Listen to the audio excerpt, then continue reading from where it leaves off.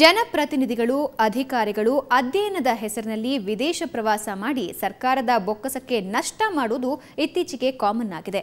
ಈಗ ಅಂತಹದ್ದೇ ಪ್ರಕರಣ ಬೆಳಕಿಗೆ ಬಂದಿದೆ. ಮೈಸೂರಿನಲ್ಲಿರೋ ರಾಜ್ಯ ಸಂಗೀತ ವಿಶ್ವವಿದ್ಯಾಲಯದ ಕುಲಪತಿ ಡಾಕ್ಟರ್ ಹನುಮಣ್ಣ ನಾಯಕ್ ದೊರೆ ವಿದೇಶ ಪ್ರವಾಸದ ವೇಳೆ ಬಳಸಿದ ಮೊಬೈಲ್ ಬಿಲ್ ಬರೋಬ್ಬರಿ 3,17,000 ರೂಪಾಯಿ. ಇವರು 26 ದಿನಗಳ ಕಾಲ ಜರ್ಮನ್ ಪ್ರವಾಸ ಕೈಗೊಂಡಿದ್ರು. ಇವರು ಬಿಎಸ್ಎನ್ಎಲ್ ಹಾಗೂ ಏರ್ಟೆಲ್ ಸಿಮ್ ಬಳಸಿದ್ರು.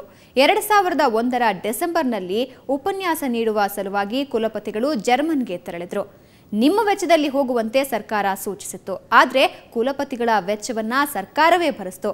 ಆಡಿಟ್ ರಿಪೋರ್ಟ್ನಲ್ಲಿ ಇದು ಬಹಿರಂಗವಾಗಿ ವಿವಿಗೆ ನಷ್ಟವಾಗಿದೆ.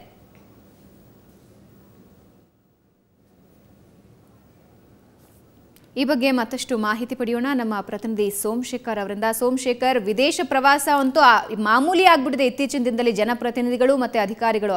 ಆದರೆ ಫೋನ್ ಬಿಲ್ಲು 3 ಲಕ್ಷದವರೆಗೆ ಅವ್ರು ಮಾತಾಡಿದ್ದಾರೆ. ಸೊ ಹೆಂಗ್ ಬಹಿರಂಗ ಆಯಿತು ಇದು? ಭಾವನಾ, ಈಗ ನೀವು ಹೇಳಿದಾಗೆ ಏನಂದ್ರೆ ವಿದೇಶದ ಪ್ರವಾಸದ ಹೆಸರಿನಲ್ಲಿ ಜನಪ್ರತಿನಿಧಿಗಳು ಮತ್ತು ಅಧಿಕಾರಿಗಳು ದುಂದು ವೆಚ್ಚ ಮಾಡುವಂತದ್ದು ಇತ್ತೀಚೆಗೆ ಕಾಮನ್ ಆಗ್ಬಿಟ್ಟಿದೆ.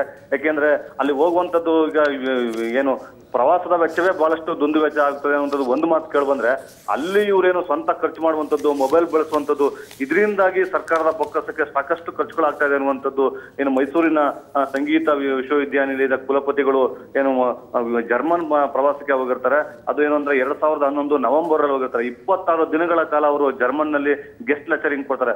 ಆ ಸಂದರ್ಭದಲ್ಲಿ ಅವರು ಮೊಬೈಲ್ ನ ಬಳಸಿರ್ತಕ್ಕಂಥ ವೆಚ್ಚ ಬರೋಬ್ಬರಿ 3,17,000 ರೂಪಾಯಿ ಆಗಿದೆ. ಅಂದ್ರೆ ಅವ್ರು ಹೇಳುವಂತದ್ದು ಏನಂದ್ರೆ, ನನಗೆ ಇದು ಗೊತ್ತಿರಲಿಲ್ಲ, ನಾನು ಫಸ್ಟ್ ಟೈಮ್ ನಾನು ಫಾರಿನ್ ಟೂರ್ ಆಗಿದ್ದು, ನನಗೆ ಈ ತರ ಯಾವ ಮೊಬೈಲ್ ಬಳಸುವಂತದ್ದು ಗೊತ್ತಿಲ್ಲ ಅಂತ ಹೇಳ್ತಾರೆ.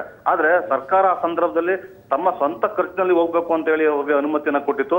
ಆದ್ರೆ ಅವ್ರು ಬಂದ ನಂತರ ಏನು 3,17,000 ರೂಪಾಯಿ ಈ ಮೊಬೈಲ್ ಬಿಲ್ ಅನ್ನು ಅವರು ಸಂಗೀತ ವಿವಿಯಿಂದಲೇ ಅವರು ಬರ್ಸಿದ್ದಾರೆ. ಅದರಿಂದಾಗಿ ಈಗ ವಿವಿಗೆ ಬಹಳಷ್ಟು ನಷ್ಟ ಆಗಿದೆ.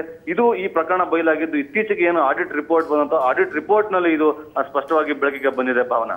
ಓಕೆ ಸೋಮಶೇಖರ್, ಧನ್ಯವಾದ ನಿಮ್ಮೆಲ್ಲ ಮಾಹಿತಿಗಾಗಿ.